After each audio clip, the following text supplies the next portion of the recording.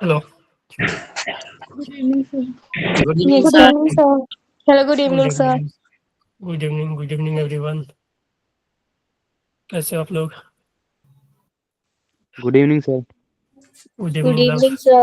Sir Good बढ़िया। evening, Good sir. evening. Good evening. Good evening everyone. कैसे हो? Sir fine. अ, तो कैसा चल रहा है? कल टेस्ट है ना? Yes sir. तो रिलेटिव आ रहा है, प्रिपरेशन कर लियो रिलेटिव मोशन का। Yes, sir.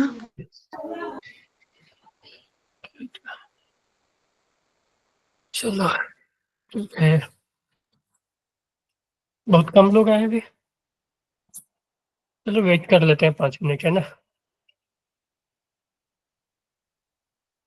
तो रिलेटिव में देखो 2D रिलेटिव, ठीक है। 1D तो है प्लस 2D, ठीक है।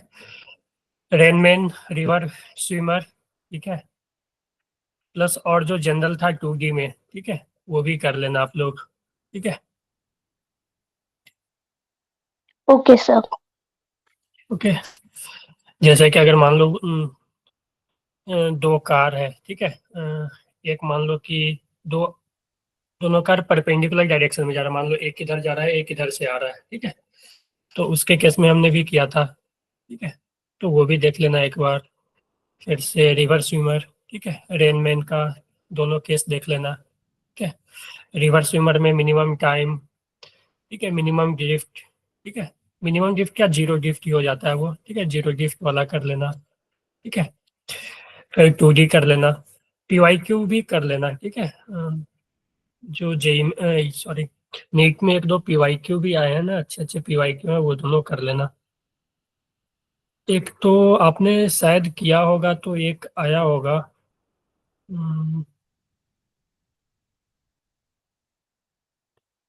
21 या 22 में आया था क्वेश्चन वो, ठीक है। आपने PYQ सॉल्व किया है रिलेटिव मोशन का किसी ने? हेलो। सर एक दो लगाए थे PYQ। ये तो PYQ कर लेना बेटा, ठीक है। PYQ करके जाना, ठीक है। क्योंकि टेस्ट वगैरह में होता है ना कि जो PYQ से ही डायरेक्ट भी क्वेश्चन आ सकते हैं, ठीक है। तो रिलेटिव मोशन का जितना भी PYQ, क्योंकि रिलेटिव का तो अलग से PYQ नहीं मिलेगा आपको। अगर आप खोजोगे ना PYQ, किसी के पास PYQ का बुक है जिसमें कि मान लो 20 ईयर या 22 ईयर का PYQ रहता है? हाँ जी। No, है sir. किसी के पास? नहीं है तो आप बुक वगैरह ले लो यार, ठीक है।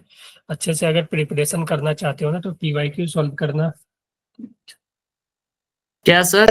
एक मिनट दोबारा सर। मैं बोल रहा हूँ ना कि एक PYQ बुक ले लो, ठीक है। हर एक सब्जेक्ट का, जैसे फिजिक्स का अलग, केमिस्ट्री का अलग, बायो का अलग, ठीक है। PYQ ले लो जिसमें कि मान लो 25 या 30 ईयर का PYQ हो, ठीक है, वैसा,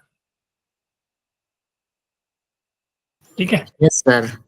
आर्यंत वगैरह का आता है वो ले लो, ठीक है वो। सर एक एमटीसी की भी तो आती है 34 ईयर्स हाँ की। हाँ हाँ हाँ, किसी का भी ले लो ना, क्वेश्चन तो वही रहेगा ना, ठीक है। Yes sir. ठीक है, क्वेश्चन तो PYQ है तो जो आया हुआ क्वेश्चन है वही रहेगा, ठीक है, उसमें तो वो चेंज नहीं करेगा, ठीक है। तो किसी का भी ले लो तो वो सॉल्व किया करो, या नेट पर से भी अभी काइनेमेटिक्स में PYQ इसका कर लेना सॉल्व। रिलेटिव मोशन का सर्च मारोगे ना तो रिलेटिव का, क्योंकि देखो उसमें तुम सर्च मारोगे तो 1D 2D अलग ही आएगा, ठीक है।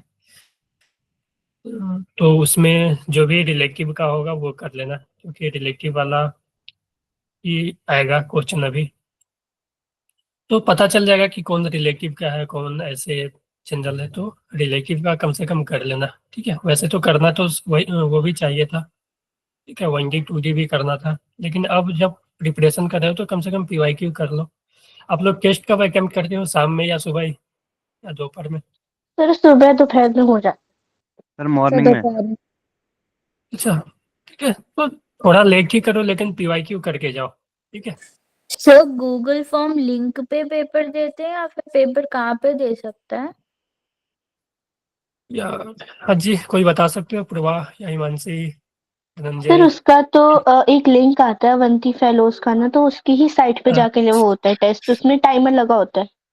अच्छा, लिंक वो Yes, ग्रुप sir. में आ जाती है हाँ ना जी, लिंक? और साथ के Yes, साथ sir. रिजल्ट भी शो हो यस जाते हैं। सर। स्नेह मैम भेज देती है सर। हाँ, ग्रुप में आ जाएगा बेटा, ठीक है। ग्रुप में लिंक आ जाएगा, ओके ठीक है। सर। आप उस लिंक पे क्लिक करोगे ना तो आप डायरेक्ट उस पेज पे चले जाओगे, है ना? Okay sir.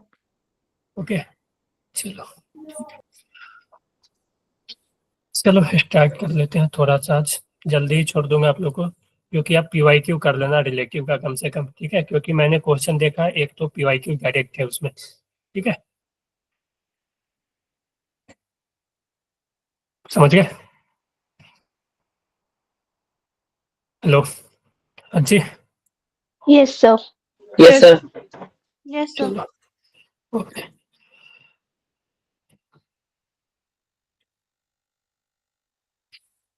तो हाँ जी, ये सब कर लिए थे आप लोग? ये होमवर्क जो था, 5 क्वेश्चन थे ना, 5। हाँ बोलो, किसी ने किया? जिसने किया मान लो थम्स अप करो, तो किसने किया? मानसी, और कोई? पूर्वा, आलिया, धनंजय, और कौन लोग हैं? अलीसा, अर्चना, अर्जिंदर। आप नए हो क्या अर्जिंदर? जी, लवकुश, लव, रिया, समग्री, संदीप, सौरभ, तिंदर यादव। लो, बहुत ज्यादा नए लोग आए हैं ना इस, मुझे तो लग रहा है आधे नए लोग ही हैं। Yes sir. सर पिछली बार पंजाब के नए स्टूडेंट आए हैं। अच्छा, Sandeep Kaur. Hello Sandeep, yes sir. आप नए हो? आज ही है ज्वाइन किए हो क्या? हाँ जी सर, आज ही ज्वाइन किया। अच्छा, पंजाब, पंजाब में कहाँ से हो आप? पंजाब लुधियाने के पास थे सर। लुधियाना के पास। जी। इस स्कूल कौन सा है आपका, जो पंजाब गवर्नमेंट का ही है? School of eminence Jagraon sir. Punjab government का है? जी। Hello, okay. आप दोनों ग्रुप में आ गए हो, ऐड हो गए हो ग्रुप में? जी sir. Okay. Ajay, doubt group में ऐड हुए हैं या नहीं, जो पूरा नए आया है वो? मैम ने ऐड किया या नहीं अभी तक डाउट ग्रुप में, जो फिजिक्स का डाउट ग्रुप है उसमें? No sir. नहीं सर, अभी नहीं किया है। अभी नहीं? ओके, ठीक है, मैं फिर से बात कर दूंगा। पंजाब, ये पंजाब शान को किस नाम से कौन है? हाँ जी, पंजाब नाम से कौन हो आप? अपना असली नाम बता सकते हो, रियल नेम? हेलो, सर मेरा नेम आशा है। आशा। आशा, सर यस। ओके। आप कहाँ से हो पंजाब में? सर जलंधर। जलंधर, ओके। ठीक है, अपना नाम चेंज कर लेना इस पे, ठीक है। Sir okay. जो भी वहाँ पे नाम होगा ना, इसमें आईडी में, अवंती की आईडी में वो नाम रख लेना, ठीक है। क्योंकि यहाँ सर से ओके। जो भी ठीक है, अटेंडेंस वगैरह रहता है ना, वो उसका लिस्ट जाता है उसमें, तो नाम ही आपका यह तो पता ही नहीं चलेगा आप कौन हो, ठीक है। Sir okay. ठीक है, अर्चना, अर्चना रानी, ये भी नहीं है क्या? Yes sir. आप भी नए हो? आप भी पंजाब से हो? हाँ जी सर। ये पंजाब में कहाँ से हो आप अर्चना? फतेहगढ़ साहिब अमलोह। कहाँ? फतेहगढ़ साहिब अमलोह से। सालिया, ये सब तो पुराने हैं।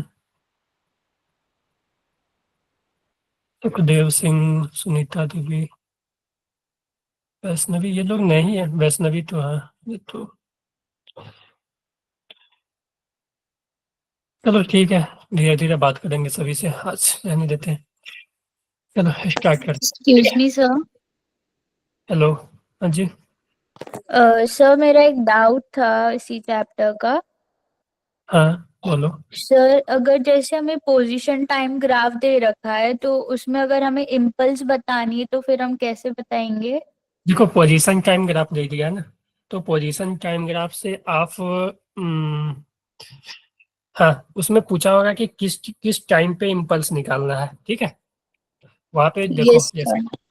ठीक है, वो टाइम दिया होगा, देखो यहाँ पे जैसे कि मैं बताता हूँ कि पोजीशन टाइम मान लो आपने सॉल्व किया था क्या क्वेश्चन कहीं से? हाँ जी सर, ऐसी गूगल से निकाली थी एक वर्कशीट। एक्सटी ग्राफ मान लो, इम्पल्स क्या होता है? चेंज इन मोमेंटम, ठीक है। डेल्टा पी जो होता है चेंज इन मोमेंटम है ना, इम्पल्स जो आई होता है वो डेल्टा पी के इक्वल ही होता है ना। या हम ऐसे लिख सकते हैं चेंज इन मोमेंटम को M V final minus V initial, है ना। तो मान लो अगर मेरे पास ऐसा ग्राफ दिया हुआ है, ठीक है, तो ऐसा ग्राफ दिया है, तो यहाँ पे देखो एक्सटी ग्राफ दिया हुआ है, तो मान लो कि हमसे पूछा कि इम्पल्स कितना होगा किसी भी टाइम पे, मान लो इस टाइम पे पूछेगा 2 सेकंड पे जो इम्पल्स कितना होगा, ठीक है। तो तुम ऐसा करना कि 2 सेकंड पे देखो, 2 सेकंड से जस्ट पहले इसका वेलोसिटी क्या था और 2 सेकंड के बाद क्या वेलोसिटी, ठीक है, क्योंकि वेलोसिटी चेंज हो रहा है। देखो ये पॉजिटिव वेलोसिटी और इसका एंगल अगर थीटा निकालो तो यहाँ पे जो वेलोसिटी होगा वो tan थीटा होगा, ठीक है। ये भी इनिशियल। उसी तरह अगर मान लो कि इसका ये अल्फा है, तो जो भी फाइनल हो जाएगा वो माइनस टेन अल्फा हो जाएगा, है कि नहीं, क्योंकि पोजीशन टाइम ग्राफ का जो स्लोप है वो वेलोसिटी देता है कि नहीं, ठीक है। तो पोजीशन टाइम आपने नहीं पढ़ा होगा, शायद नहीं पता ही होगा, कि ये याद रखना कि पोजीशन टाइम ग्राफ का जो स्लोप है वो वेलोसिटी देता है। तो कोई भी टाइम पे मान लो कि यहाँ से लेकर यहाँ, मान लो कि इस टाइम इंटरवल पे पूछा कि इम्पल्स कितना है, तो यहाँ का वेलोसिटी निकाल लो, यहाँ का वेलोसिटी निकाल लो, मास तुम्हें दिया होगा, मास गिवन होगा, तो mass into V final minus V initial कर दो, क्योंकि पोजीशन टाइम ग्राफ का जो स्लोप है वो वेलोसिटी देगा। तो किसी भी टाइम पे तुम्हें वेलोसिटी फाइंड आउट कर लोगे और वहां से change in velocity into mass, ठीक है, डेल्टा भी इंटू मास जो हो जाएगा वो इम्पल्स। क्लियर है? सभी को यस क्लियर है? सर। और सभी को Yes, क्लियर है? sir. अजय प्रवाह आप लोगों को क्लियर है ना? ठीक है, तो देखो सब चीज लिंक है, यस ठीक है, सर। ठीक है, सब चीज लिंक है, ठीक है। ऐसा नहीं कि फिर यही क्वेश्चन आ जाता तो आप लोग बोलते कि सर क्लास में ऐसा नहीं हुआ है। तो देखो पोजीशन टाइम ग्राफ है तो तुम वेलोसिटी निकाल सकते हो किसी भी टाइम पे, अगर तुम्हें वेलोसिटी आ गई तो तुम चेंज ऑफ मोमेंटम निकाल सकते हो और वही इम्पल्स हो जाएगा, है कि नहीं। तो यस ये यस सब सर। सर। ठीक है, तो ये सब चीजें ना आप जितना ज्यादा क्वेश्चन सॉल्व करोगे ना उसी से क्लियर होगा, ठीक है। क्योंकि क्लास में, एक क्लास में कितना, मान लो कि एक टॉपिक का 2 से 3 क्वेश्चन करवा सकते हैं, ठीक है, समझ गए, क्वेश्चन तो इतना ज्यादा है, ओके। चलो ठीक है, तो ये सब क्वेश्चन ना जो, सॉरी मिटा दो इसको, यस सर। ठीक है, यस सर। चलो रहने दो, ये सब क्वेश्चन कर लेना यार, ये सब, ठीक है, आज रहने देना, Okay, sir. मतलब ठीक है, आज तो वो करना जो मैंने बोला है टेस्ट का, ठीक है, ये सब लेकिन कर लेना कल टेस्ट के बाद, ठीक है। आप लोगों में से मैंने बोला भी था ना कि ग्रुप में भेज देना, है, है कि नहीं, किसी ने नहीं भेजा, बोलो। जब तक खुद से क्वेश्चन प्रैक्टिस नहीं करोगे कुछ नहीं होगा फिजिक्स में, ठीक है। बायो नहीं है कि ये रीडिंग दे लिए पढ़ लिए उससे हो जाएगा, ठीक है। फिजिक्स में आपको खुद से क्वेश्चन प्रैक्टिस करना होगा, समझ गए, सभी के लिए।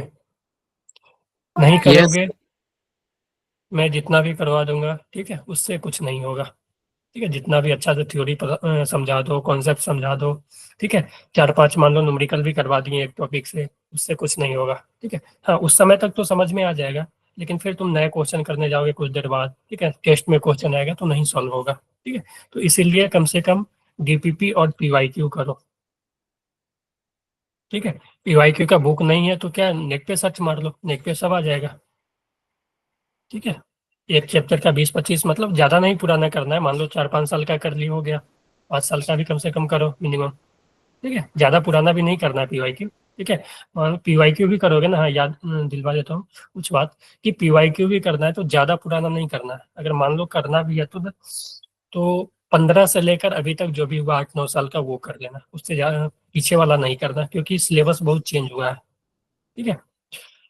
और नए पीवाईक्यू ज्यादा करने का कोशिश करना, ठीक है, जो पिछले 2-3-4 साल में है ना वो सब, समझ गए। ज्यादा Okay, पुराना sir. भी नहीं, Yes, ज्यादा sir.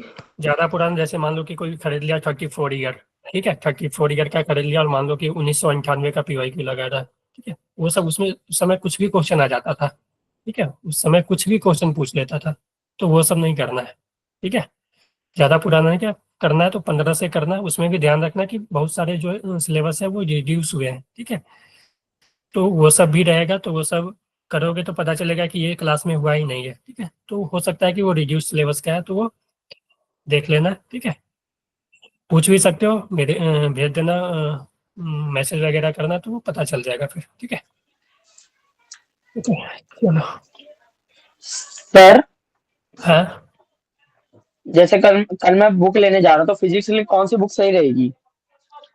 देखो, फिजिक्स के लिए तुम लोगों के लिए, नीट के लिए, Yes, sir. Yes sir. NEET के लिए क्या चीज़ के लिए, सॉल्व क्वेश्चन सॉल्व करने के लिए? Yes, sir. यस सर, और कुछ टॉपिक रिलेटेड भी। नहीं, देखो मैं बताऊं, अगर रियलिटी बताओ ना, बुक नहीं खरीदो, ठीक है।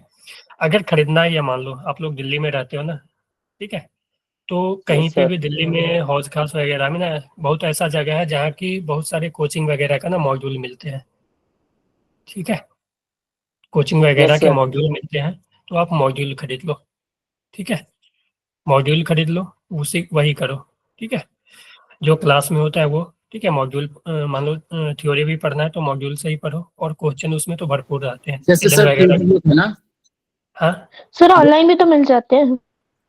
फिजिक्स हाँ वाला। ऑनलाइन भी, हाँ PW का ले लो या एलन वगैरह का ले लो ना, एलन या आकाश वगैरह का, ठीक है। Okay sir. ओके, ठीक है, सर आपके हिसाब से कौन सा सबसे बढ़िया रहेगा? एलन का ले लो। सर ओके किस सर। एलन एलन, ठीक है, चलो, ठीक है, क्योंकि आप लोग के लिए बुक नहीं है, ठीक है, नीट के लिए उतना बुक मैं प्रीफर नहीं करता हूँ, और नीट चाहिए भी नहीं, ठीक है, मॉड्यूल सॉल्व करो किसी कोचिंग का, ठीक है, और PYQ करो, बस काफ़ी है, उससे ज़्यादा नहीं करना है, ठीक है। थ्योरी भी देखो, मॉड्यूल वगैरह ले वो एलन या आकाश वगैरह का, उसमें थ्योरी भी अच्छे से दिया हुआ है, जितना रिक्वायर्ड थ्योरी है ना वो सब दिया हुआ है, ठीक है, समझ गए। यस और सर। ठीक है, और क्वेश्चन प्रैक्टिस जितना ज़्यादा होगा फिजिक्स में, उतना ज़्यादा फिजिक्स स्ट्रांग होगा, ठीक है, स्पीड भी चाहिए और एक्यूरेसी भी चाहिए, तो वो क्वेश्चन प्रैक्टिस से ही होगा, ठीक है। Okay sir. ओके, चलो ठीक है, कुछ देर पढ़ लेते हैं, उसके बाद आज आप लोग को छोड़ दूंगा जल्दी ही, ठीक है, प्रैक्टिस करना आप लोग क्वेश्चन।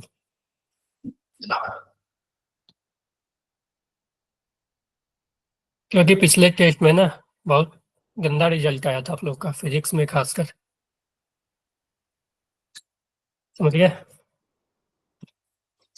Yes sir. ओके, चलो ठीक है, चलो न्यूटन्स थर्ड लॉ पे आते हैं, दोनों लॉ हो गया था ना उसका क्वेश्चन, चलो हमने लगभग कर लिया था। इम्पल्स हो गया था, क्या क्या था उसमें, चेंज इन मोमेंटम, ठीक है, इम्पल्स, ग्राफ भी था, ठीक है, वो सब का कर लेना क्वेश्चन। चलो न्यूटन्स थर्ड लॉ पे बात करें, तो according to Newton's third law क्या कहता है, आप लोग को पता ही होगा न्यूटन थर्ड लॉ की, to every action there is always an equal and opposite reaction, ठीक है, तो इक्वल क्या मैग्नीट्यूड में, एंड अपोजिट क्या डायरेक्शन में, ठीक है, तो कोई भी एक्शन हो रहा है तो उसका equal magnitude and in opposite direction एक रिएक्शन होगा, ठीक है, यही लॉ है न्यूटन्स थर्ड लॉ, ठीक है। और इसको क्या बोलते हैं, एक्शन रिएक्शन लॉ, ठीक है। जैसे कि मान लो कि तुम यहाँ पे हो, ठीक है, तुम यहाँ पे खड़ा हो के मान लो कि दीवार पे तुम धक्का लगा रहे हो, ठीक है, दीवार पे तुम मान लो फोर्स लगा रहे हो, ठीक है, तो दीवार भी तुम पे क्या है, मान लो कि तुम दीवार पे फोर्स लगा रहे हो, ठीक है, ये दीवार का ABD बना है, तो दीवार पे तुमने फोर्स लगाया, तो दीवार भी क्या करेगा कि इक्वल अमाउंट ऑफ फोर्स आप पे लगाएगा, ठीक है, equal amount of force in opposite direction आप पे लगाएगा, ठीक है। तो कोई भी बॉडी एक पे अगर फोर्स लगा रहा है ठीक है, तो उसका रिएक्शन दूसरे पे लगेगा। ठीक है, जैसे मान लो कि एक ब्लॉक, ठीक है, एक ब्लॉक है, ठीक है, और दूसरा ब्लॉक है, ठीक है।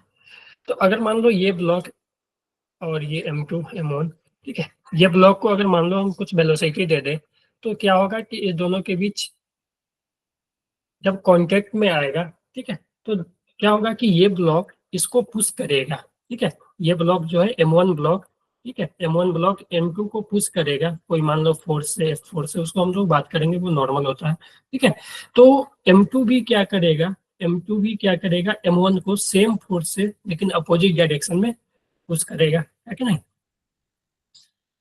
तो इसी को बोलते हैं एक्शन रिएक्शन। ठीक है, इसी को बोलते हैं एक्शन रिएक्शन लॉ। हम लोग बात करेंगे एक्शन रिएक्शन पे कि एक्शन रिएक्शन पेयर क्या होता है अगले स्लाइड में। ठीक है, तो न्यूटन थर्ड लॉ यही है, इसमें कोई फॉर्मूला वगैरह नहीं कि to every action there is equal and opposite reaction. ठीक है, तो अगर हम बात करें कि some important points of Newton third law, ठीक है, तो देखो एक्शन रिएक्शन की अगर हम बात करें तो देखो न्यूटन थर्ड लॉ के अकॉर्डिंग क्या होता है कि कोई भी जो फोर्स है, ठीक है, कोई भी फोर्स है वो सिंगली प्रोड्यूस नहीं होता है। जैसे यहाँ पे लिखा हुआ है, we can not produce a single isolated force in nature, forces are always produce in action reaction pair. ठीक है, तो फोर्स क्या होता है, एक्शन रिएक्शन पेयर में ही आता है कि एक पर अगर फोर्स लगेगा तो दूसरा उस पर भी अगर मान लो कोई किसी पे फोर्स लगा रहा है तो उस पर भी एक रिएक्शन लगेगा। ठीक है, तो उसी को हम एक्शन रिएक्शन पेयर बोलेंगे।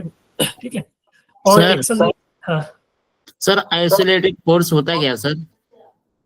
Hello, isolated force. देखो आइसोलेटेड क्या मतलब कि मान लो कि एक बॉडी है, ठीक है, एक बॉडी है और ये आइसोलेट कर दिया इसको, मान लो ये एक सिस्टम है, ये सिस्टम में दो ही है, एक मान लो कि एक ब्लॉक है मास का और तुम हो, ठीक है, और कोई बाहर से कोई भी फोर्स वगैरह नहीं लग रहा है। ठीक है, तो ये आइसोलेटेड हो जाएगा। आइसोलेटेड इसमें सिर्फ तुम हो और एक ब्लॉक है। ठीक है, तुम ब्लॉक पे लगाओगे यस तो ब्लॉक तुम पे लगाएगा। ठीक है, ओके, तो और यहाँ पे बोला है कि जो एक्शन रिएक्शन होता है कि अगर तुम किसी पे फोर्स लगा रहे हो तो तुम्हारा उस पर रिएक्शन लगेगा। ठीक है, तो उसमें कोई भी टाइम गैप नहीं होता है, ये सेम टाइम पे लगता है। ठीक है, जैसे ही एक्शन हुआ उसका अपोजिट में रिएक्शन आ जाएगा उसी टाइम में। तो वही लिखा हुआ है, there is no time gap in between action and reaction, so we can not say that action is the cause of reaction.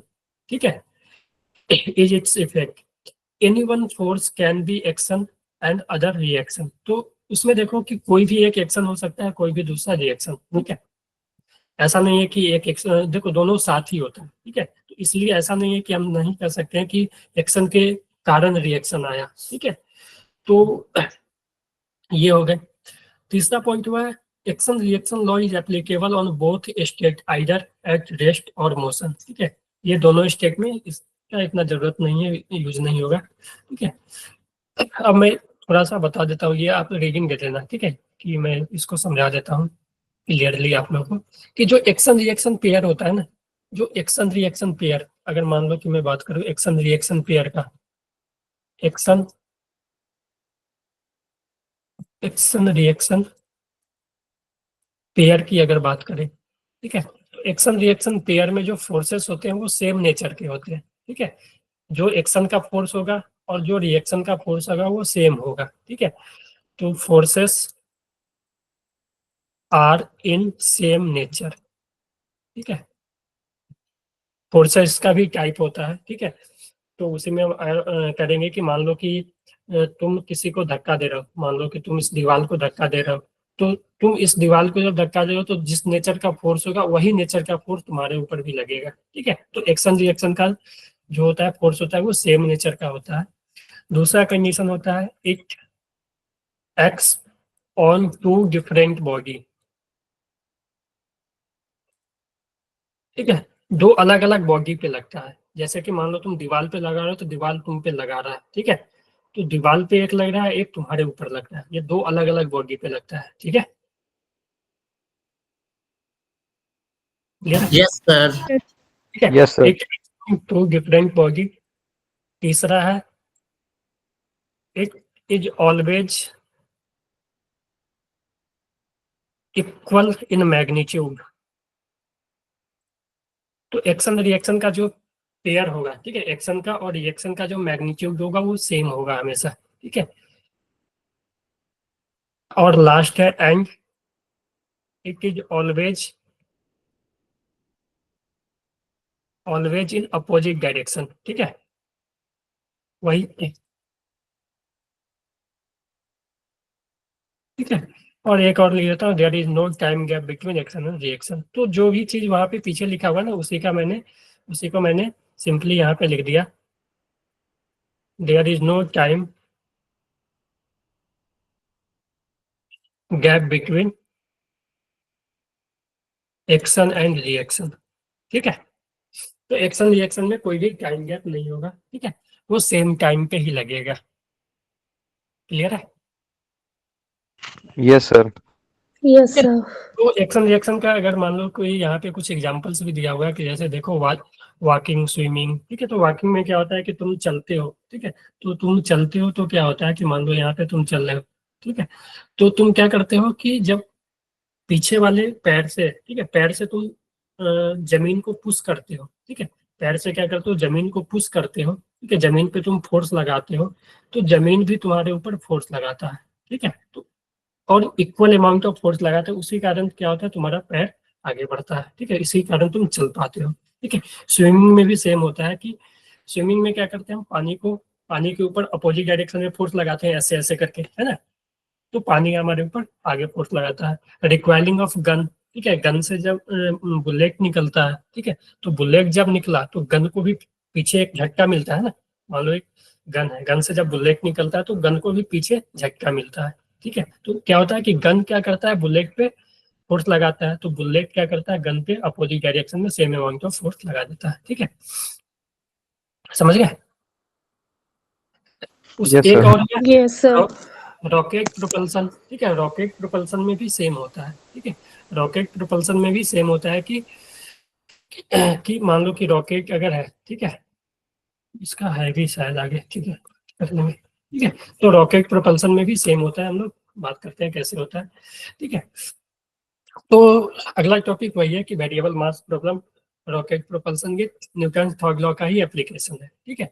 तो अगर मान लो कि मेरे पास एक रॉकेट है रॉकेट है, ठीक है, मान लो ये, ठीक है। यहाँ से जो मास है वो एग्जॉस्ट हो रहा है, मान लो, ठीक है, फ्यूल एग्जॉस्ट कर रहा है मास, इसका अभी मास ले लेते हैं m, ठीक है। ये मान लो कि रॉकेट का मास m है इस टाइम पे, तो क्या होगा, और एक चीज और हम यहाँ पे डिफाइन कर लेते हैं, ये vr, ठीक है, और ये हो गया मास vr। चलो, तो vr जो है वो है जो गैस, जो मान लो कि गैस बाहर निकल रहा है, ठीक है, जो गैस जल के बाहर निकल रहा है उसका speed, relative speed with respect to rocket, ठीक है, ओके सर। ठीक है। Relative velocity of exhaust gas,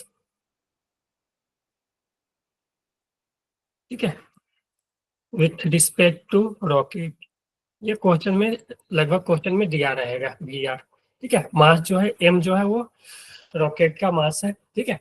तो अब देखो एक बात यहाँ पे बताओ कि एक चीज यहाँ पे थोड़ा सा,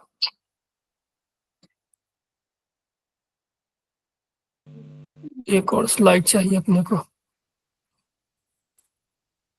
चलो अब एक केस ले लेते हैं कि मान लो कि रॉकेट जो है वो कांस्टेंट वेलोसिटी से जा रहा है, मान लो, ठीक है, जो रॉकेट का वेलोसिटी है वो कांस्टेंट है, ठीक है।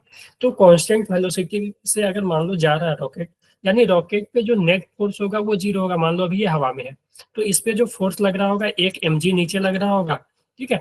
तो इस mg को अगर मान लो नीचे से कोई इसको mg से खींच रहा है, ठीक है, उस पे एक नीचे फोर्स mg लग रहा है, ठीक है, तो उस पे ऊपर एक फोर्स लगना चाहिए, तभी इक्वल अमाउंट ऑफ फोर्स लगना चाहिए, तभी ये ऊपर बढ़ेगा ना।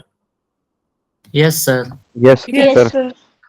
और इसका देखो कि जो फ्यूल का मास है, ठीक है, एक टर्म और डिफाइन कर लेते हैं, डीएम बाई डी टी, ठीक है, डीएम बाई डी टी, ये रेट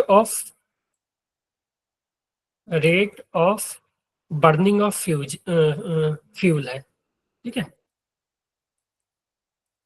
बर्निंग ऑफ फ्यूल, ठीक है, यानी कि इस रेट से इसमें से जो फ्यूल है इसका मास डिक्रीज हो रहा है, या हम ऐसे भी बोल सकते हैं कि डीएम बाई डी टी जो है, डीएम बाई डी टी जो है वो है rate of change of this rocket mass, ठीक है, मास ऑफ दिस रॉकेट की, मान लो कि इसका मास अभी हम ले लेते हैं, तो उस रेट से DM by D T rate से क्या है, इसका मास डिक्रीज हो रहा है, ठीक है, क्योंकि जब फ्यूल जलेगा तो मास तो डिक्रीज होगा ना। Yes sir. Yes sir. तो इस पे जो mg लगेगा और ऊपर एक लगेगा फोर्स, इन थ्रस्ट फोर्स, ठीक है, ft लेते हैं, THRUST थ्रस्ट फोर्स। तो अगर मान लो कि ये कांस्टेंट वेलोसिटी से जा रहा है, यानी इसके पास अभी कोई भी एक्सेलरेशन नहीं है, ठीक है, तो हम लिख सकते हैं कि F थ्रस्ट जो होगा, कि नेट फोर्स ऊपर के डायरेक्शन में वो 0 होगा, यानी F thrust is equal to mg। और जो F थ्रस्ट होता है, F थ्रस्ट को लिखा जाता है v relative into dm by dt is equal to ma into G. इसको याद रखना, इसमें से आपसे कुछ भी पूछ सकता है, ठीक है, इसमें से आपसे कुछ भी पूछ सकता है। मान लो कि v रिलेटिव दे दिया, पूछ लिया कि और m और g दे दिया, पूछ लिया कि जो मास है वो किस रेट से बर्न हो रहा है, या मास जो है वो किस रेट से कम हो रहा है, ठीक है। तो ये जब ये कांस्टेंट वेलोसिटी से जा रहा है तो, ठीक है, कांस्टेंट वेलोसिटी से अगर जाएगा तो जो थ्रस्ट फोर्स ऊपर लग रहा होगा, जो कि उसको ऊपर ले जा रहा है रॉकेट को, वो थ्रस्ट फोर्स होता है, एफ थ्रस्ट जो होता है, ये याद रखना, वो होता है v relative into dm by dt, ठीक है। अब इसमें भी एक चीज है, हाँ हेलो सर एग्जांपल दे सकते हो सर न्यूमेरिकल टाइप में? हाँ हाँ हाँ हाँ, है, यस आगे सर। आगे है वो, ठीक है, एग्जाम्पल है आगे, क्लैरिटी मिल ठीक है। जाएगी तो। अब देखो ये जो थ्रस्ट फोर्स होता है v F thrust is equal to v relative dm by dt, ठीक है। चलो इसको रहने देते हैं अभी। अब दूसरा केस ले लेते हैं कि मान लो कि अब जो रॉकेट है वो कुछ एक्सेलरेशन से जा रहा है, ठीक है, कि जो रॉकेट है वो कुछ एक्सेलरेशन से जा रहा है, ठीक है, मान लो ये a एक्सेलरेशन से जा रहा है, तो अब जो है होगा नेट फोर्स उसका ऊपर हो जाएगा, ठीक है। तो हम ऐसे लिख सकते हैं कि एफ थ्रस्ट जो कि ऊपर है, एफ टी लिख देते हैं, एफ थ्रस्ट, ठीक है, माइनस जो नीचे mg लग रहा होगा, ठीक है, एफ थ्रस्ट माइनस mg, यही इसको नेट फोर्स ऊपर मास इनटू एक्सेलरेशन दे रहा होगा,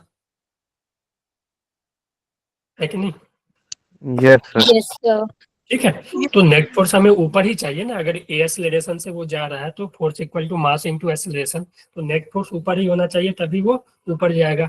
तो F thrust minus mg equal to m into A.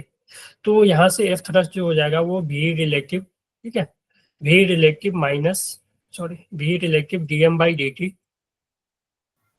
Minus mg is equal to ma। तो यहाँ से कुछ भी पूछेगा आप लोग निकाल सकते हो, या ऐसे लिख लो v रिलेटिव, ठीक है, यहीं तक रहने देते हैं, जो भी पूछेगा आप निकाल सकते हो, ठीक है। मान लो कि एक्सेलरेशन ही पूछ लिया, ठीक है, ये सब डाटा दे दिया, पूछ लिया एक्सेलरेशन क्या होगा, या एक्सेलरेशन दे दिया, पूछ लिया कि v रिलेटिव या dm क्या होगा, ठीक है, कुछ भी पूछ सकता है। तो इसको याद रखो कि इक्वेशन कैसे लिखेंगे, तो इक्वेशन सर जब क्वेश्चन, क्या बोले, सर मेरा एक क्वेश्चन है सर। हाँ सर माइनस mg कैसे है सर, ये समझ नहीं आया सर। बेटा नीचे mg लगेगा ना, वेट अर्थ, देखो अर्थ क्या Yes, होता है sir. ना, अर्थ कोई भी चीज मान लो अर्थ से ऊपर या अर्थ के सरफेस पे है ना, तो अर्थ हमेशा उस पे एक नीचे फोर्स लगाता है mg, ठीक है। Yes sir. कोई भी चीज मान लो कि ये पेन है, इस पेन को हम छोड़ेंगे तो ये नीचे आएगा, तो ये नीचे क्यों आया, अर्थ इसको खींच रहा है mg से, ग्रेविटेशनल फोर्स लग रहा है। हाँ ग्रेविटेशनल फोर्स, ठीक है, तो m इंटू जी, ठीक है। सर अगर बाय द वे जैसे हम्म, कोई एस्टेरॉइड गिरता है फॉर हाँ एग्जांपल, ठीक है, जो उसका mg होगा वो पॉजिटिव हो जाएगा क्योंकि अर्थ तो खींच रहा है ना, हाँ, तो mg नीचे लगेगा उसको उस पे, तो पॉजिटिव हो जाएगा उसका mg, है ना। हाँ हाँ, ठीक है, तो ओके ये सर। हो गया, ठीक है? चलो एग्जाम्पल से ही इसको समझते हैं, तो एग्जाम्पल ले लेते हैं। तो देखो सबसे पहले ध्यान रखना कि जब ये कांस्टेंट स्पीड से जा रहा है, ठीक है, या हम ऐसा भी बोल सकते हैं कि मिनिमम कितना फोर्स चाहिए ताकि वो ऊपर चला जाए, ठीक है, जो मिनिमम थ्रस्ट चाहिए वो F thrust equal to mg, ठीक है, ताकि इसके पास मान लो कोई एक्सेलरेशन नहीं हो, वो कम से कम क्या है कि उस वेट को ओवरकम कर रहा है, ठीक है, कि ये इसको जो नीचे खींच रहा है उसको ये कम से कम ओवरकम कर रहा है और एक कांस्टेंट वेलोसिटी से जा रहा है, ठीक है। इस केस में क्या होगा कि इस केस में कि एफ थ्रस्ट जो है एफ थ्रस्ट ज्यादा होना होगा और mg कम होना होगा, तभी ये कोई एक्सेलरेशन ऊपर की तरफ आएगा, ठीक है, क्योंकि जब थ्रस्ट फोर्स ज्यादा हो जाएगा mg का फोर्स नीचे यानी ऊपर का फोर्स नेट फोर्स ज्यादा हो जाएगा, यानी नेट फोर्स ऊपर हो जाएगा, ठीक है, जैसे ही नेट फोर्स ऊपर हुआ, ठीक है, तो एक एक्सेलरेशन ऊपर के डायरेक्शन में आ जाएगा, तो F thrust minus mg equal to ma, ठीक है। का क्या तो यहाँ मतलब है? से, ठीक है, क्या बोल रहे हैं? थ्रस्ट फोर्स का क्या मतलब है? थ्रस्ट फोर्स जो ऊपर ले जा रहा है इसको, ठीक है, और थ्रस्ट फोर्स जो आ रहा है ना, थ्रस्ट फोर्स जो आ रहा है वो बर्निंग ऑफ फ्यूल के कारण आ रहा है, ठीक है, फ्यूल बर्न हो रहा है, उसका जो फ्यूल का मान लो जो बर्न होने का जो गैस निकल रहा है ना वो इसको अर्थ को पुश कर रहा है, ठीक है, तो उस पर एक फोर्स ऊपर थ्रस्ट फोर्स लग रहा है, ठीक है।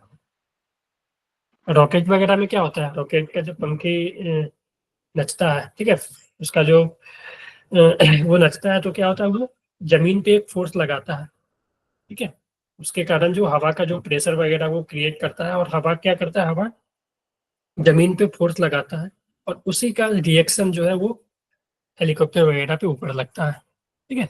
तो रॉकेट में भी वही है, रॉकेट क्या होता है जब ऊपर मतलब मान लो इजेक्ट होने वाला होता है तो क्या होता है कि वो बहुत सारा गैस छोड़ता है ना, गैस, ठीक है, पीछे की तरफ, ठीक है, एग्जॉस्ट होता है, ठीक है, उससे क्या होता है वो गैस अर्थ पे प्रेशर लगाता है, ठीक है, और उस प्रेशर के कारण क्या होता है फोर्स आता है, और उस फोर्स के कारण एक इस पे जो है, ठीक है, इस पे भी उसका रिएक्शन फोर्स ऊपर लगेगा जिसको हम थ्रस्ट फोर्स बोलेंगे, ठीक है, ओके सर। ठीक है।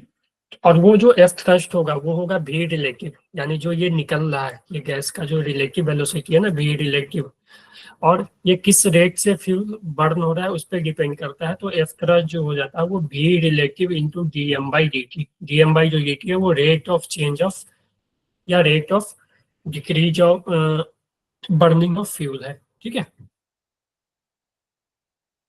Yes, sir. Yes, sir. तो यस चलो, sir.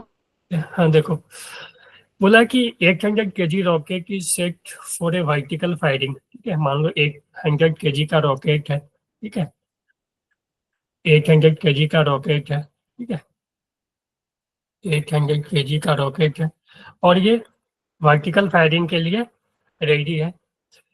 The exhaust speed of gas is इतना इतना 2000, ठीक है, जो भी रिलेटिव है देखो दे चुका है 2000 metre per second with respect to rocket, ठीक है, तो भी रिलेटिव है ये। तो हमसे पूछा then calculate the mass of gas ejected per second to supply the thrust needed to overcome the weight, ठीक है, तो वेट को सिर्फ ओवरकम करना है, तो एफ थ्रस्ट जो होगा वो mg के इक्वल ही होना होगा, है ना, बोलो। Yes, sir. और F yes thrust sir. F thrust जो होगा वो भी relative dm by dt is equal to mg। तो हमसे पूछा क्या है, तो calculate the mass of gas ejected per second, यानी एक सेकेंड में कितना, ये जो dm बाई dt है ना वही पूछा है हमसे, mass of gas ejected per second ही है ये dm बाई dt, यानी rate of burning of mass. Ajay, So is the answer 4 meter per second? 4 metre per second भी रिलेटिव हो रहा है dm बाई dt, नहीं बेटा 4 तो नहीं होगा ना, अच्छा हाँ 4 हो जाएगा, ठीक है, ठीक है, तो जो भी रिलेटिव हो जाएगा क्या वो हो जाएगा mg upon dm by dt, ठीक है, सॉरी हमसे dm बाई dt पूछा इंटू बाई भी रिलेटिव है ना, तो mg का वैल्यू, m का वैल्यू देखो 800 इंटू जी 10 और भी रिलेटिव कितना है तो आ जाएगा ना 2000। 4 2000. मीटर पर सेकेंड, ठीक है, तो 4 मीटर पर सेकेंड आ गया ना, Yes, sir. ठीक है, यस तो सर। यही पूछा था, तो यही हमसे पूछा था 4 मीटर पर सेकेंड, ठीक है। ठीक है, तो देखो इसी तरह के क्वेश्चन आते हैं, इजी क्वेश्चन आता है इस पे, ज्यादा क्वेश्चन देखो ये वैसे भी टॉपिक ना कभी कभी क्वेश्चन आ जाता है इस पे, ठीक है, इसलिए मैंने करवा दिया रॉकेट प्रोपल्शन का। एक ये है कि इतना केजी ऑफ मास, इसमें एक्सेलरेशन दे दिया है शायद, लगता है क्या, व्हाट इज इनिशियल एक्सेलरेशन पूछा। तो देखो एफ थ्रस्ट निकालो और एम जी निकालो, ठीक है, तो F thrust minus M G equal to M A आएगा, हमसे ए पूछा है, ठीक है, तो इनिशियल एक्सेलरेशन पूछा है, ठीक है, तो देखो इनिशियल एक्सेलरेशन कैसे निकलेगा कि जो भी एफ थ्रस्ट ऊपर लग रहा है वही इनिशियल एक्सेलरेशन देगा उसको, ठीक है, और लो ये यहाँ पे है, ठीक है, तो F sir thrust 1.2 metre per second square. 1.2 metre per second देख लेते हैं क्या, ठीक है, और मान लेते हैं कि इसके पास एक्सेलरेशन ए मिला, तो F thrust minus M G is equal to M A, ठीक है, तो हमसे ए पूछा है, तो चलो रख लेते हैं वैल्यू, एफ थ्रस्ट का वैल्यू हो जाएगा V relative into D M by D T minus M G equal to M A, value put करो, वी रिलेटिव कितना, वेलोसिटी इतना है ना 2.4 इंटू 10 के power 3, D M by D T कितना, fuel is burn at a rate इतना, तो ये आ गया माइनस एम जी, एम कितना है ये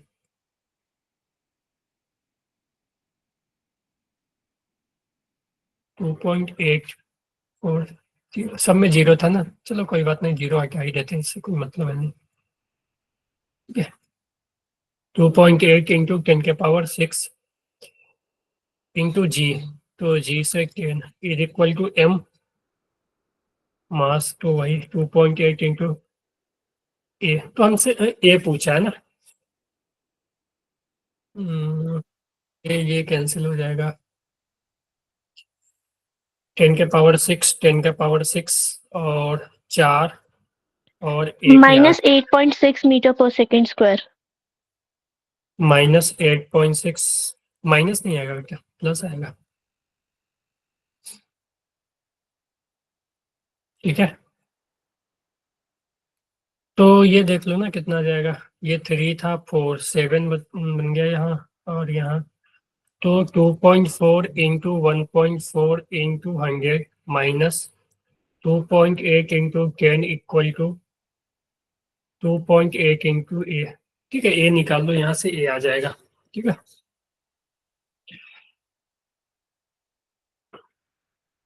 कैलकुलेट करो तो क्या आएगा,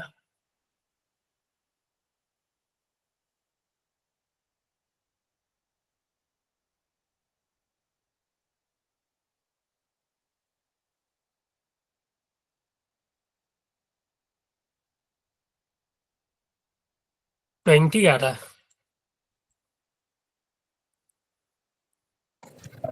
yes sir 20।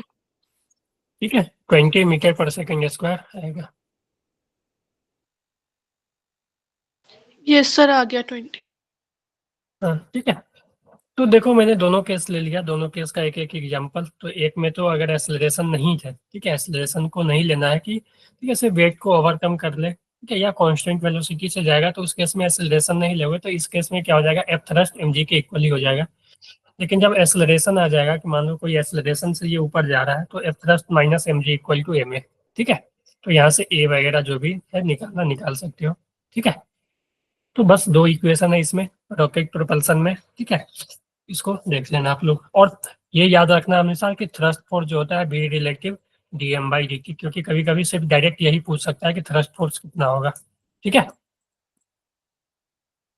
Okay sir. Okay sir. Okay sir. तो ये था, हमने तीनों लॉ देख लिया, ठीक है, अब तीनों लॉ देखने के बाद हम लोग कुछ कॉमन फोर्सेस पे आ जाते हैं, और कॉमन फोर्सेस के साथ साथ हम लोग फ्री बॉडी डायग्राम भी करते चलेंगे, ठीक है, तो चलो थोड़ा सा देख लेते हैं, 8 बजे तक हम लोग कर लेंगे आज, ठीक है, जो भी करना होगा, उसके बाद मैं छोड़ दूंगा आप लोगों को, PYQ जरूर कर लेना आप लोग, ठीक है, समझ गए, ओके सर। ठीक है, यस सर। भले आप लोग टेस्ट शाम में अटेम्प्ट करो, ठीक है, लेकिन PYQ करके करना, ठीक है, क्योंकि एक दो क्वेश्चन इजीली हो जाएंगे, वहां पे क्वेश्चन दिया हुआ है पीवाईक्यू से डायरेक्ट। चलो हाँ देखो, सब common force in mechanics and FBT. तो देखो जो फंडामेंटल फोर्सेस है, ठीक है, चार फंडामेंटल फोर्स है। एक तो हो गया ग्रेविटेशनल फोर्स, ठीक है, एक हो गया इलेक्ट्रोमैग्नेटिक फोर्स, ये हम लोग 12th में पढ़ेंगे, ठीक है, ये सब 12th में आएगा। ग्रेविटेशनल फोर्स ये यहाँ पे पढ़ना है 11th में, और ग्रेविटी भी एक चैप्टर है, ठीक है, ग्रेविटेशन भी एक चैप्टर है। Strong nuclear force, weak nuclear force, फिर आ गया जो न्यूक्लियर फोर्स, ठीक है, ये दोनों न्यूक्लियर फोर्स 12th में भी है, ठीक है। तो इसके बारे में ज़्यादा पढ़ना नहीं है न्यूक्लियर फोर्स के बारे में, लेकिन इलेक्ट्रोमैग्नेटिक फोर्स में इलेक्ट्रोस्टैटिक फोर्स, मैग्नेटिक फोर्स, ठीक है, दोनों को कंबाइन कर देते हैं तो इलेक्ट्रोमैग्नेटिक फोर्स बन जाता है। तो ये इसके बारे में जो 12th है, ठीक है, 12th में मान लो तो 12th का ये 70% जो सिलेबस है 12th का यही है, ठीक है, इलेक्ट्रोमैग्नेटिज्म। ओके तो ओके सर। ठीक है, तो 12th में आप जितना भी टाइम पढ़ोगे तो 70% टाइम इसी के बारे में पढ़ोगे, इलेक्ट्रोमैग्नेटिज्म फोर्स के बारे में, ठीक है। फिर से strong nuclear force, weak nuclear force जो आएगा वो 12th के लास्ट में मॉडर्न फिजिक्स में आएगा, ठीक है। थोड़ा बहुत इसके बारे में जान लेंगे, ठीक है, इसके बारे में ज़्यादा जानना भी नहीं है, थोड़ा बहुत जान लेंगे कि न्यूक्लियर फोर्स क्या होता है। तो यहाँ पे देखो ये चार तरह के बेसिक फोर्स होते हैं, gravitational force, electromagnetic force, strong nuclear, weak nuclear force, जो नेचर में है, ठीक है। तो नेचर में यही चार तरह के फोर्स है, ठीक है, पाए जाते हैं।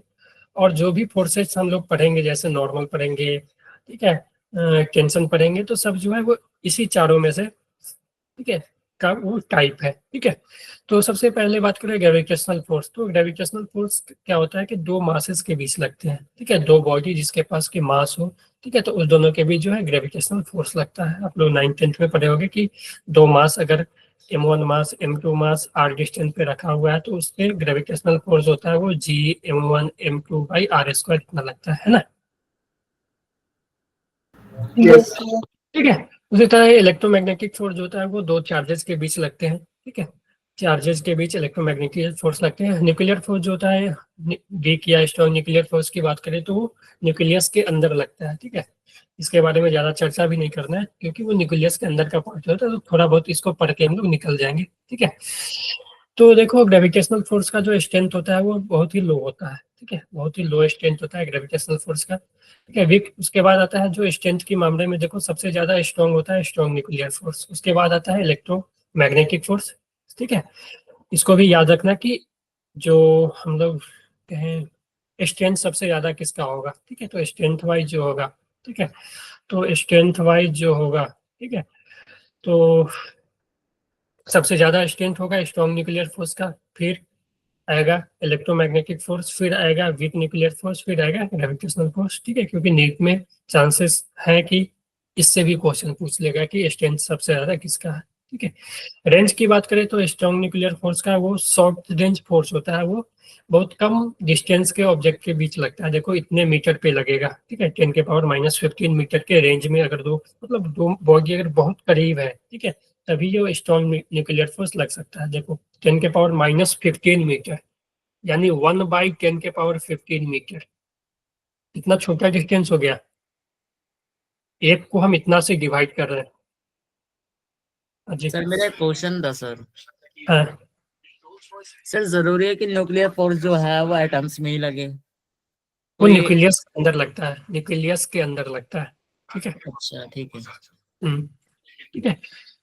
फिर इलेक्ट्रोमैग्नेटिक फोर्स की बात करें तो ये इसका भी स्ट्रेंथ ठीक ठाक है, ठीक है, इसका रेंज जो है वो बहुत ही ज़्यादा रेंज है, ठीक है, वो कहीं से भी लग सकता है, रेंज इनफाइनाइट है। वीक न्यूक्लियर फोर्स का भी देखो रेंज थोड़ा शॉर्ट रेंज फोर्स बोल सकते हैं इसको, ठीक है, ये और शॉर्ट रेंज फोर्स हो गया। फिर ग्रेविटेशनल फोर्स का भी रेंज है इनफाइनाइट है ये, ठीक है, दो बॉडी अगर इनफाइनाइट डिस्टेंस पे भी है तब ग्रेविटेशनल और इलेक्ट्रोमैग्नेटिक फोर्स लग सकता है। ग्रेविटेशनल फोर्स के लिए मास होना चाहिए और इलेक्ट्रोमैग्नेटिक फोर्स के लिए नेट चार्ज होना चाहिए, ठीक है।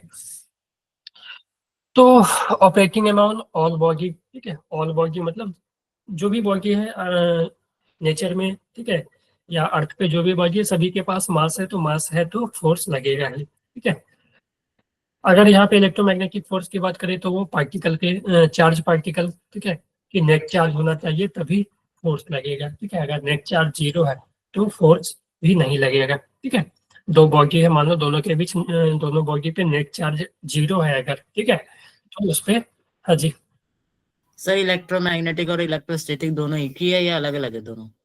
नहीं देखो, इलेक्ट्रोस्टैटिक और मैग्नेटिज्म को मिला देते हैं तो इलेक्ट्रोमैग्नेटिक बन जाता है। ठीक है, electric field plus magnetic field, ठीक है, electric force plus magnetic force को मिला देते हैं तो इलेक्ट्रोमैग्नेटिक फोर्स बन जाता है। ठीक है, ओके सर। ओके। तो देखो, स्ट्रॉन्ग न्यूक्लियर फोर्स और न्यूक्लियर के बीच लगता है। ठीक है, तो ये नहीं, देखो देखो इसमें आप रेंज देख लो कि रेंज किसका कितना है। ठीक है, याद भी नहीं करना है, सिर्फ याद रखना कि कौन शॉर्ट रेंज है कौन लॉन्ग रेंज है। ठीक है, ग्रेविटेशनल फोर्स और electromagnetic force long range force है। ठीक है, इसका रेंज इनफाइनाइट तक रहता है।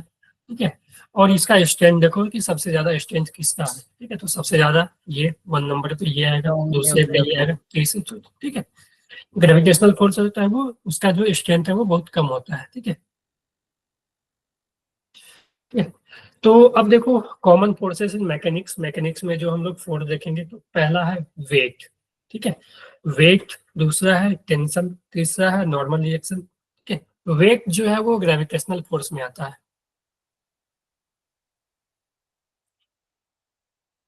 ठीक है, tension and normal, tension and normal जो है वो इलेक्ट्रोमैग्नेटिक फोर्स के कैटेगरी में आता है। स्प्रिंग फोर्स, फ्रिक्शन फोर्स, ये चारों इलेक्ट्रोमैग्नेटिक फोर्स के कैटेगरी में आता है। इसका जो रीजन है, ठीक है, अगर माइक्रोस्कोपिक लेवल पे चले जाए तो जो रीजन है वो इलेक्ट्रोमैग्नेटिक रीजन ही है। ठीक है,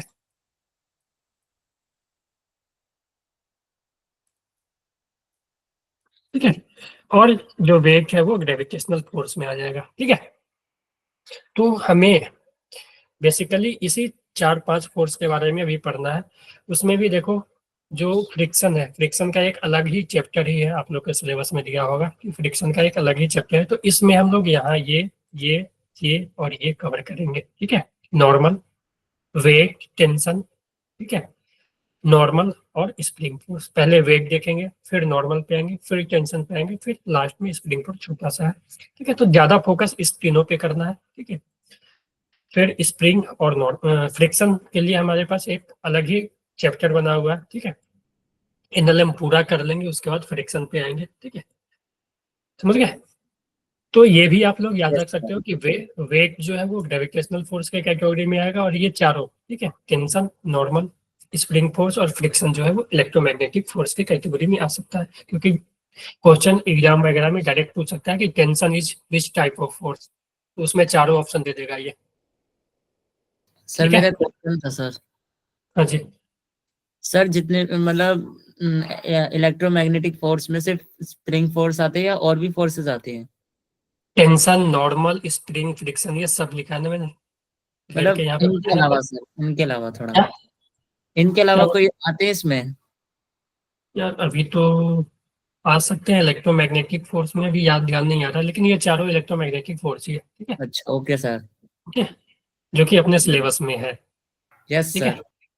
ओके, तो अपने सिलेबस में यही 4-5 तरह के फोर्स पढ़ना है। ठीक है, weight, normal, tension, spring force और फ्रिक्शन। ठीक है, तो सबसे पहले हम लोग वेट से शुरू करेंगे, और फ्रिक्शन जो होगा अपना लास्ट में, एक टॉपिक ही है, चैप्टर ही है, अलग ही चैप्टर है वो। ठीक है, चलो, तो सबसे पहले वेट पे आ जाते हैं।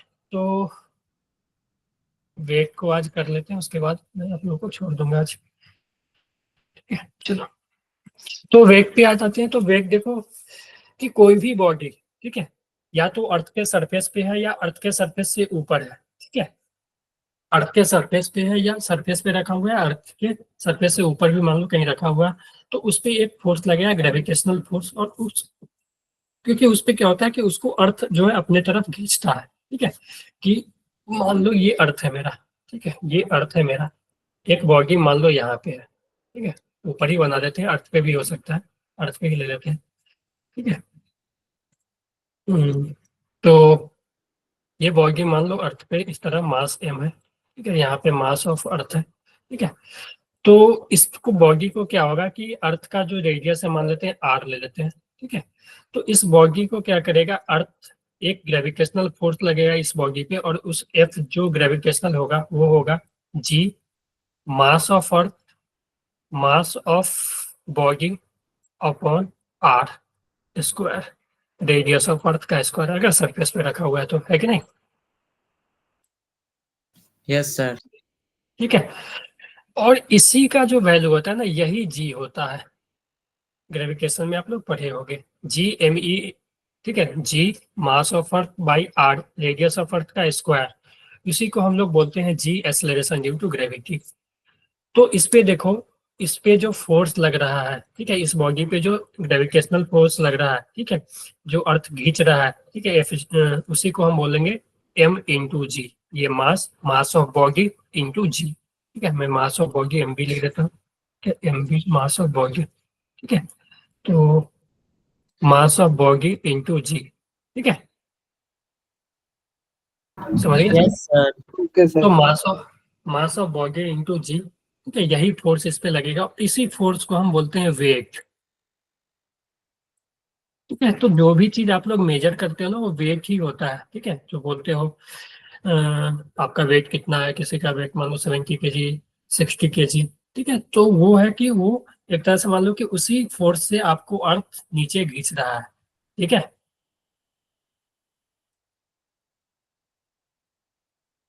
ठीक है, तो किसी भी चीज पे जो वेट हो जाएगा वो m इंटू जी के इक्वल होगा। ठीक है, अगर मान लो कुछ हाइट ऊपर भी है, ठीक है, तो कुछ हाइट ऊपर भी है, तो देखो हम लोग जब यहाँ तक पढ़ते हैं ना, मैकेनिक्स वगैरह में पढ़ते हैं, तो जी को कांस्टेंट ही ले लेते हैं। उस हाइट से मान लो ज्यादा हाइट पे तो हम लोग जाएंगे नहीं। ठीक है, तो मान लो कि 100-200 किलोमीटर तक हम जी को कांस्टेंट ही ले लेते हैं। ठीक है, तो उस पे भी एम जी लगेगा। ठीक है, तो कोई भी बॉडी है, ठीक है, कोई सरफेस पे रखा हुआ है, तो एक फोर्स तो लगेगा, कम से कम वो एम जी लगेगा अर्थ के सेंटर पे।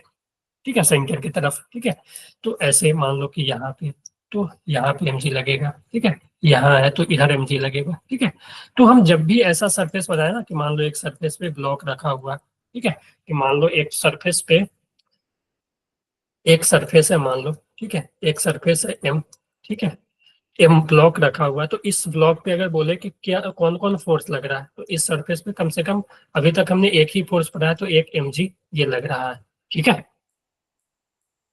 Yes sir. ठीक है, Yes, sir. और इस, ठीक है, ये एम जी इस पे लग रहा है फोर्स एम जी। ठीक है, और फोर्स के बारे में बात करेंगे तो फिर हम चर्चा करेंगे कि वो क्या होता है। तो एक तो लग रहा है एम जी, ठीक है, क्लियर है? कोई भी मान लो कि एक, Yes, sir. मान लो एक पुल्ली ले लेते हैं। ठीक है, एक पुल्ली ले लेते हैं और इस पुल्ली पे दो ब्लॉक ऐसे लटका देते हैं मान लो। ठीक है, ये M1 M2, तो अगर बोले कि M1 पे कौन फोर्स लग रहा है, तो और मान लो कोई भी लग रहा हुआ है, एक तो M1G इधर लग रहा है, और इस पे अगर बात करें M2 पे, तो एक तो M2G लग रहा है, और कोई लग रहा होगा हम जब उसको स्टडी कर लेंगे उसके बाद उसको देखेंगे, टेंशन वगैरह लगेगा, लेकिन अभी तक एक है तो एक हमने शो कर दिया है ना। अगर मान लो कि ये है ऐसा बॉडी, एक इंक्लाइन प्लेन है इस तरह का। ठीक है, इस इंक्लाइन प्लेन पे एक ब्लॉक रखा हुआ है। ठीक है, ये इंक्लाइन प्लेन पे एक एम मास का ब्लॉक रखा हुआ है, अगर ये थीटा एंगल ऐसे बना रहा है, इस पे कोई भी फोर्स लगे या ना लगे, एक फोर्स तो लगेगा डाउनवर्ड हमेशा। ठीक है, तो वेट हमेशा डाउनवर्ड ही लगता है। ठीक है, ठीक है, तो एक फोर्स तो लगेगा ही डाउनवर्ड जी। ठीक है, यस सर। Okay sir. ठीक है, तो वेट जो है वो हमेशा डाउनवर्ड लगेगा। ठीक है, टूवर्ड सेंटर ऑफ अर्थ। ठीक है, तो जो भी फ्लैट सरफेस बनेगा ना, फ्लैट सरफेस हम लोग लेंगे तो उसको मान लेना कि कहीं भी रखा हुआ वो सेंटर की तरफ ही फोर्स, एक डाउनवर्ड फोर्स लगेगा जी, अगर मास एम जी होगा, एम होगा तो। ठीक है, इसी को हम बोलते हैं वेट। ठीक है, क्लियर है? Yes, sir. Yes sir. Yes, sir. तो फिर आगे है एक दो और फोर्स आएगा। ठीक है, जैसे कि हर एक फोर्स के बारे में हम अलग अलग करेंगे और एफबीडी बनाएंगे। एफबीडी क्या होता है? मास को अलग करके उस पर जो भी फोर्स लग रहा है उसको तुम, ठीक है, जो भी फोर्स है उसको तुम शो कर दोगे तो वही हो जाएगा एफबीडी। ठीक है, कि फ्री बॉडी डायग्राम। ठीक है, तो एक कोई भी सिस्टम है, मान लो इस सिस्टम में दो बॉडी था, इस सिस्टम में दो बॉडी था। ठीक है, एक मास ये मास ये सब जो पुल्ली वगैरह है, स्ट्रिंग वगैरह है, ये सब मासलेस है, तो इसको हम बॉडी काउंट नहीं करेंगे। ठीक है, इसमें हम इस लोग को मासलेस से लेकर चलेंगे। तो मास का दो ही बॉडी था, एक M1 था, M2 था, इसके पास की मास था। ठीक है, तो इस मास को हमने अलग किया, इस पे फोर्स दिखाया। तो अभी तक हम एक ही फोर्स के बारे में पढ़े, तो एक ही फोर्स दिखाए, इस पे भी दिखाए, ठीक है। और भी फोर्स लग रहा होगा, टेंशन वगैरह लग रहा होगा स्ट्रिंग के कारण, वो हम लोग आगे करेंगे तब दिखाएंगे। तो इसी को बोलते हैं एफबीडी। जैसे कि ये बॉडी था, इस पे जो भी फोर्स लग रहा है हम दिखाए, तो यही हो जाएगा एफबीडी, ठीक है। इसको एज ए पॉइंट भी हम लेकर दिखा सकते हैं कि ये पॉइंट मास ले लो एम मास का, और इस पे mg लग रहा है, ठीक है। Yes sir.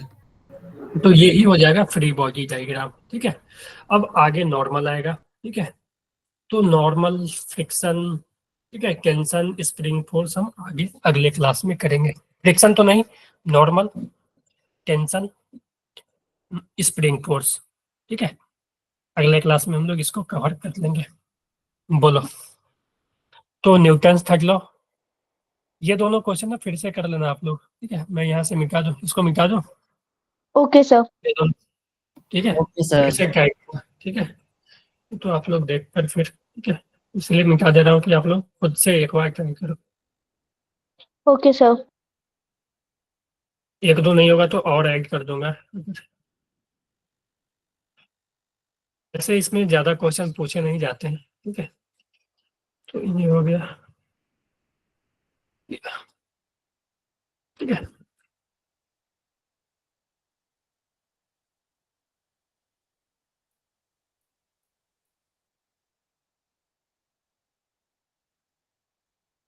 ये क्या था, ये थ्योरी क्या था, थ्योरी था क्या ये बेटा? नो सर, सर क्वेश्चन आ गया। No, sir. Question का ही था. क्वेश्चन ही था।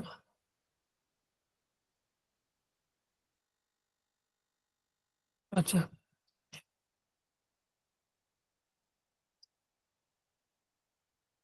और ये, चलो ठीक है, चलो मैं मिटा के भेजूंगा आपको, ठीक है। Okay sir. ओके। ठीक है, Okay, sir. क्लियर है? Okay, sir. तो देखो, क्लास जल्दी एंड कर रहे हैं। इसका क्या मतलब है कि आप लोग पीवाईक्यू सॉल्व करोगे, ठीक है। Okay, sir. Relative motion, relative motion test में आ रहा है, तो रिलेटिव मोशन का पूरा पीवाईक्यू जो भी होगा 5-10 साल का जो भी मिलेगा, ठीक है। नेट पे ही सर्च मारना, अगर बुक नहीं है, जिसके पास बुक है वो सही है, ठीक है, उससे कर लेना। नहीं है तो नेट पे सर्च मार के, ठीक है। अभी तो क्लास होगा ना फिर, ठीक है। तो क्लास के बाद या अभी भी मार लो, सर्च करके रख लो, उसके बाद में सॉल्व कर लेना, ठीक है। Okay, sir. ओके, ठीक है, और सॉल्व करके ही करना, ओके। चलो ठीक है, तो मिलते हैं टेस्ट बाद। और इस सब जो है ना क्वेश्चन, उसका जो सॉल्व करोगे तो इसका फोटो लेके भेज देना, ओके सर। ओके। आप लोग बोल देते हो ओके, लेकिन भेजते कोई नहीं है। क्लियर है? भेज दोगे ना? ओके, चलो ओके ठीक है। Sir. Okay, bye bye bye sir, everyone, good night. Bye bye sir, thank you. Bye, best of luck, okay, bye.